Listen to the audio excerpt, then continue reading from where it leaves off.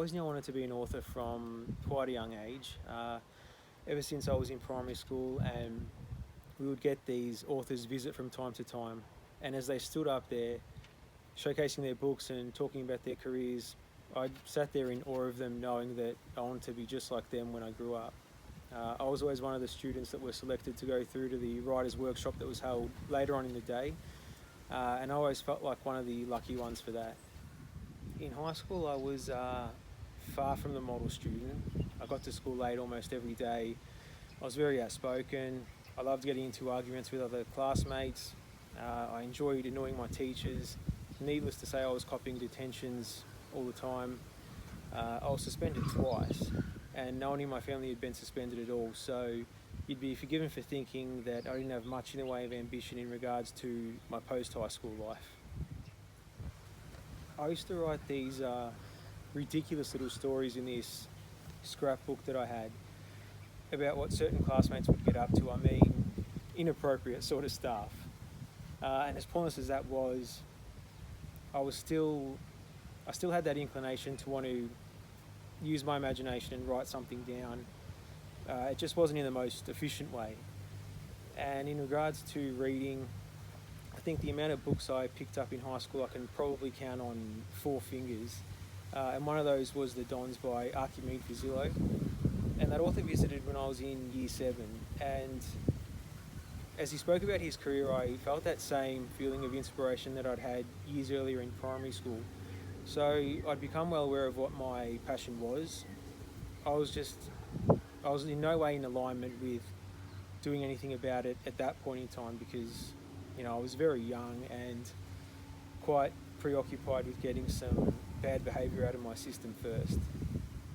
So my first book is a young adult fiction novel that revolves around a 17-year-old boy called Nathan, who is a talented local footballer with an overbearing father who wants him to follow through with it professionally, but Nathan has plans to leave town at the end of year 12 and pursue a career in architecture. And I got the initial seed of an idea for it back when I was 17 myself, and it was a teenage boy is walking home one night after footy training, and he has a conversation with his father. And from that, the idea just grew in the years that came. I started planning the idea for the book in a more in-depth way in 2011, so I wrote down all of the characters and events that I wanted to incorporate into the manuscript, and just allowed that to sit for a little while longer. And I remember at the beginning of 2012, I started jotting down the first 2 chapters of the book, pen to paper. And on the morning that I did that, I drove into town and parked across the street from this house that I ended up using as a visual for the main character Nathan's home. I used to know the family that lived there, and there was just this, warm, welcoming vibe about it that I felt would be the perfect fit to use for the house in that book. And every time I drive past that house or a number of other settings in town, it feels as though the story really happened and that the characters were once there. Even though it was all fiction, it comes from this place in your head. Because as an author you spend so much time working on an idea, after long enough it begins to feel as though it was all real. But that's just the nature with being a fiction writer, I suppose. So my first book was published back in 2014. I was 23 at the time, and knowing that the chances of my manuscript getting picked up were extremely thin, I was in disbelief when it caught the interest of a Queensland-based publisher.